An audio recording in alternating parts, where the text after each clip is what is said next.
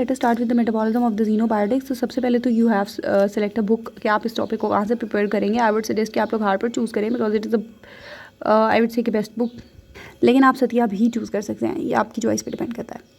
खैर बच्चे, ज़ीनोबायोटिक्स का पता होना चाहिए आपको कि है क्या चीज़। Xenobiotics is basically any substance that is foreign to the body, ठीक है, या फिर जो है वो कोई भी चीज़ जो कि अब बॉडी के काम नहीं आती, ठीक है, उसको ज़ीनोबायोटिक्स कहते हैं।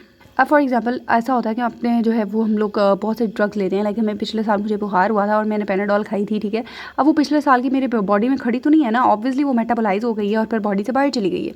या फिर मैंने कोई फ्रूट लिया था, ठीक है, उसके साथ मैंने प्रॉपर्ली उसको धोया नहीं था और उसमें कोई इंसेक्टिसाइड या पेस्टिसाइड का जो भी स्प्रे था वो थोड़ा सा उस पर बच गया था, और अब चूँकि मैंने उसे खा लिया तो अब वो इंसेक्टिसाइड या पेस्टिसाइड जो भी हैं वो मेरे अंदर चले गए हैं, ठीक है। अब ज़ाहिर है मेरी बॉडी में उनका क्या काम है, ठीक है, उन्होंने बॉडी से बाहर जाना है ना, तो ये जो है ज़ीनोबायोटिक का मेटाबॉलिज्म जो है ये रिएक्शन इस चीज़ को एड करता है। अच्छा चलिए, ये तो पता चल गया कि ये मेटाबॉलिज्म ऑफ ज़ीनोबायोटिक्स हम करा क्यों रहे हैं, ठीक है। अच्छा, अब हम करा कहाँ रहे हैं, हम इसको लिवर में कराते हैं, ठीक है। ये रिएक्शन जो होते हैं इसके मेटाबॉलिज्म ऑफ ज़ीनोबायोटिक्स की, ये हमारे लिवर में हो रहे होते हैं, सही है। अच्छा, अब तीसरा सवाल पैदा ये होता है कि होते कैसे हैं, ठीक है। तो इसमें ये होता है कि दो रिएक्शंस हमारे पास बेसिकली आते हैं, ठीक है। दो फेज़ वो चलते हैं। एक फेज़ जो होता है वो हमारे पास होता है हाइड्रोक्सिलेशन का, ठीक है, और इसमें से एक जो होता है वो हमारे पास होता है कॉन्जुगेशन का, ठीक है। दो हो गए हमारे पास।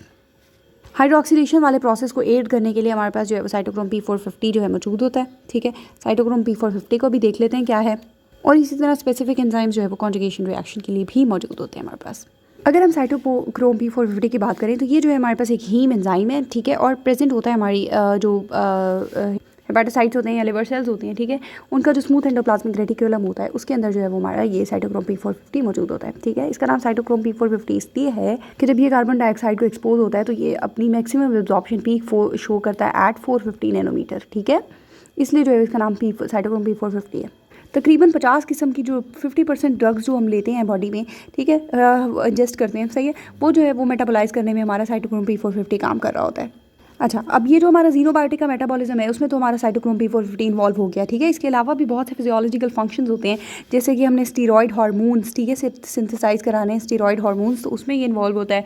हमने विटामिन डी को जो है वो उसकी एक्टिव फॉर्म कैल्सीट्रायोल में कन्वर्ट करवाना है, ठीक है, उसमें जो है वो ये साइटोक्रोम P450 इस्तेमाल होता है। Cytochrome P450 arachidonic acid and fatty acid metabolism में इन्वॉल्व होता है, ठीक है।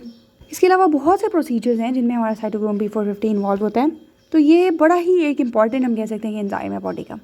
अगर हम इसके जनरल रिएक्शन की बात करें तो हमारे पास जो है वो ओवरऑल जो साइटोक्रोम P450 जिस रिएक्शन को कैटलाइज कर रहा होता है वो कुछ इस तरह से होता है कि RH जो है वो हमारे पास एक सबस्ट्रेट है। फॉर एग्जांपल जो ड्रग हमने बॉडी से बाहर निकालनी है, ठीक है, ज़ीनोबायोटिक जो भी हमारे पास है वो RH है, ठीक है। अब ये ऑक्सीजन NADPH हमारे पास मौजूद होता है, ठीक है। अच्छा, अब इस NADPH का काम ये होता है कि ये जो हमारा साइटोक्रोम P450 है ये इसको रिड्यूस कराता है, ठीक है। साइटोक्रोम P450 जब रिड्यूस हो जाता है तो ये क्या करता है कि हमारे ऑक्सीजन को रिड्यूस कराता है, ऑक्सीजन को रिड्यूस करा देता है इनटू द वाटर, ठीक है।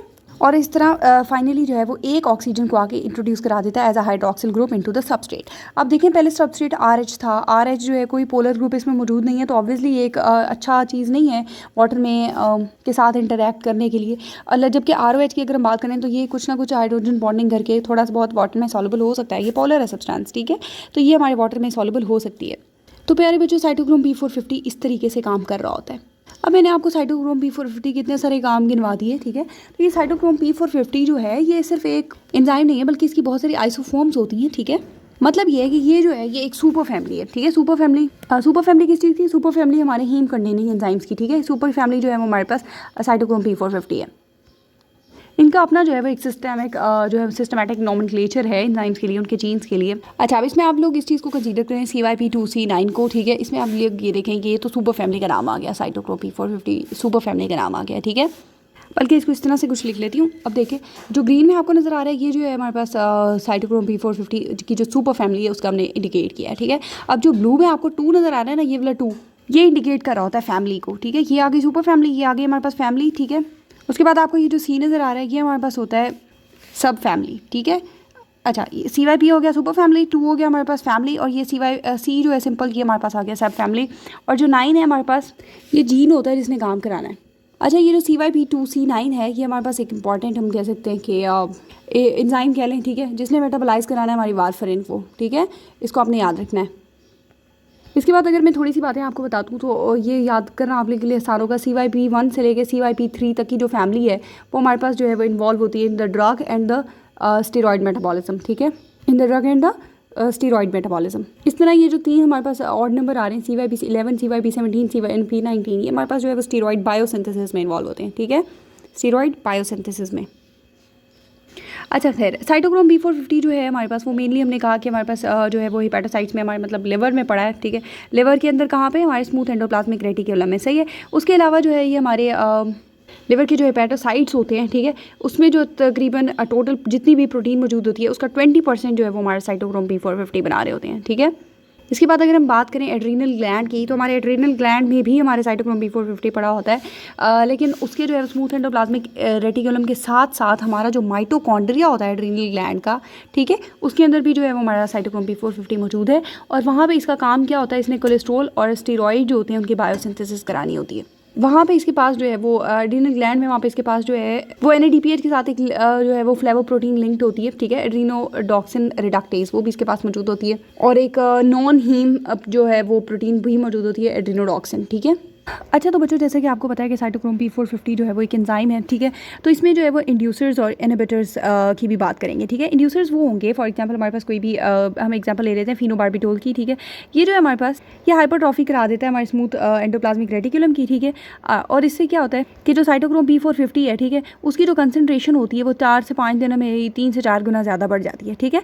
अब जो है वो इतनी ज़्यादा कंसनट्रेशन बढ़ गई है, तो ऑब्वियसली जिस ड्रग पे, जिस चीज़ पे जो है वो जिस चीज़ को मेटाबोलाइज करा रहा था हमारा साइटोक्रोम P450, उसका मेटाबॉलिज्म भी इंक्रीज हो जाएगा। लाइक अगर हम बात करें इसमें CYP2C9 की, ठीक है, जो कि हमारे वारफरिन को मेटाबोलाइज करा रहा है, ठीक है, हमने कोई भी इंड्यूसर सब्सटेंस लिया है लाइक फेनोबार्बिटल लिया है, तो वो ऑब्वियसली क्या करेगा, वो CYP2C9 का लेवल बढ़ा देगा, ठीक है। जब लेवल बढ़ जाएगा तो ऑब्वियसली वारफरिन जो है उसका मेटाबॉलिज्म इंक्रीज हो जाएगा, ठीक है। इसी तरह इंड्यूसर्स की तरह ही हमारे पास जो है वो इनहिबिटर्स भी मौजूद होते हैं। इनहिबिटर्स का काम क्या होता है कि उन्होंने इनहिबिट कराना होता है। अब इसमें अगर एग्जांपल है ग्रेप फ्रूट की, तो ग्रेप फ्रूट में जो है वो हमारे ऐसे सब्सटेंसेस मौजूद होते हैं, ठीक है, जो कि साइटोक्रोम P450 को को जो है वो इनहिबिट कर देते हैं, ठीक है। अब साइटोक्रोम P450 जब इनहिबिट हो गया तो वो जिन ड्रग्स को मेटाबोलाइज कराएगा उनका मेटाबॉलिज्म भी इनहिबिट हो जाएगा ना, उनका मेटाबॉलिज्म भी कम हो जाएगा।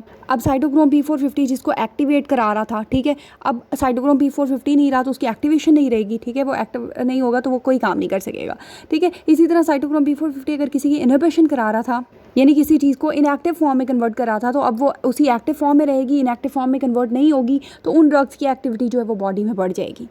इसके बाद अगर हम पॉलीमॉर्फिज्म की बात करें, तो पॉलीमॉर्फिज्म में ऐसा होता है कि कुछ लोग जो होते हैं वो होते हैं स्लो मेटाबोलाइजर्स, ठीक है, यानी उनकी जो है वो कैटालिटिक एक्टिविटी हम कह सकते हैं कि कम होती है, ठीक है। और कुछ जो होते हैं वो रैपिड मेटाबोलाइजर्स, ठीक है, रैपिड मेटाबोलाइजर्स उनकी कैटालिटिक एक्टिविटी ऑब्वियसली ज़्यादा होगी, ठीक है। अब इसमें अगर हम बात करें CYP2A6 की, ठीक है, इसका काम ये होता है कि इसने जो है वो निकोटीन को जो है वो कॉनिटीन में कन्वर्ट कराना होता है, ठीक है।